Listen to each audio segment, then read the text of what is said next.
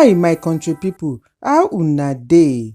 Na newspaper review tori I bring una from Naija and all over the world. My name na Misola. One man wey anybody never know im name don put fire for mosque wey dey for Laraba Abusawa for Gezawa local government area, Kano state. The incident we hear say happen dis early momo wey make many worshippers wunjure. Members of the community dey inside dis mosque dey observe morning prayer when the incident happen. One of dem wey no wan mention im name explain say the suspect use petrol and light fire when about 40 people dey inside the mosque dey pray before e come lock door.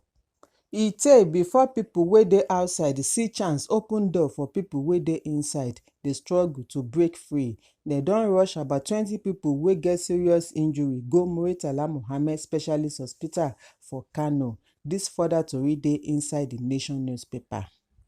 Before governor for Central Bank of Nigeria CBN Godwin Emefiele don get 300 million naira bail after dem arraign am on top 4-count charge wey border on the printing of new naira notes without due process. Emefiele beg say im no dey guilty after dem read the charge wey Economic and Financial Crimes Commission EFCC take accuse am. Na CBN ex-governor be the only defendant for the charge wey dem carry go meet Justice Mariam Anene from Federal High Court of the Federal Capital Territory wey sidon for Maitama, Abuja. Other conditions wey join the bail include 2 surety wey get property within Maitama area for Abuja. Justice Anene order say make the defendant submit im travel document for court and must not comot for Naija without collecting permission from court.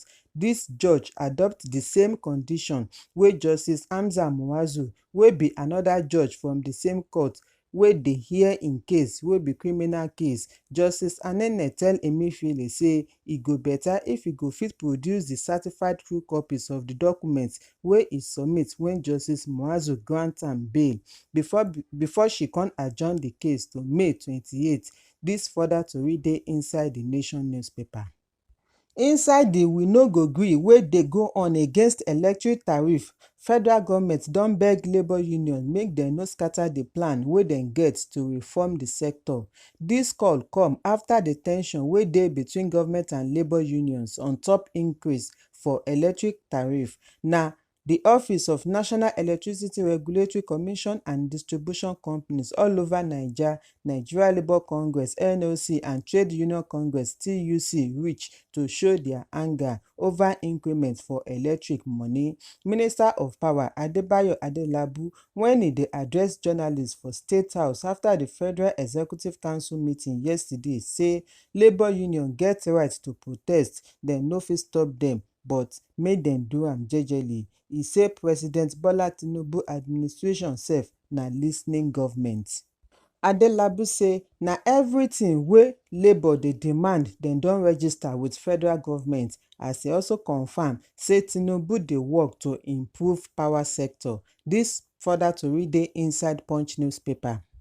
Executives of All Progressive Congress (APC) for Igbotako Ward 2 Okitipupa local government area of Ondo State don suspend Senator Jimoh Ibrahim on top anti-party activities and insubordination. Na the executive members of the ward sign the notice.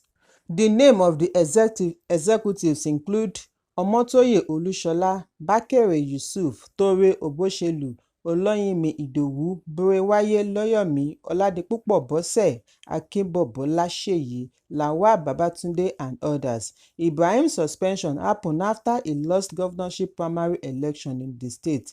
Party executives say their action to suspend Senator Ibrahim follows Section A of the APC constitution. The 16-member executive committee tok say na inside the meeting dem do on 13th of May 2024 dem take the decision. The party remember how their national chairman Alhaji Abdullahi Umar Ganduje hold meeting with all the aspirants for the governorship primary election for Abuja. E say make dem cooperate with anybody wey win the primary and incumbent governor of the state, Honourable Lucky Ayedatiwa. The party say despite the warning, Senator Jimoh Ibrahim still waka go court go sue governor and APC. Dis further tori dey inside Leadership newspaper. Popular street musician Habib Okikiola aka Portable still dey for police custody after e fail to meet im bail condition. Dem arrest Portable sake of say e no gree pay di 14 million naira igbese wey e chop wen e buy G-Wagon from one car dealer for Lagos. Tok for Lagos Police Benjamin Hundeyin say na so Portable go dey inside cell until e produce a reliable surety before dem go grant am bail.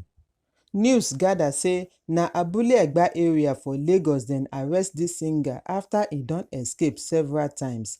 Dis further tori dey inside The Nation newspaper. Dem don shoot Slovakia Prime Minister Robert Fico inside di attack wey happen dis afternoon. Dis incident take place for Andlova, Slovakia. Na for head and chest dem shoot Prime Minister before dem quickly rush am go di nearest hospital. EU Commission President Ursula von der Leyen confam dis report on top her X handle as she tok say dat kain violence no dey democratic, e no good at all. Dis further tori dey inside di Leadership newspaper. If una gbadun dis tori, make una help me subscribe, like, share and comment so dat we go dey notify una as other tori dey shele.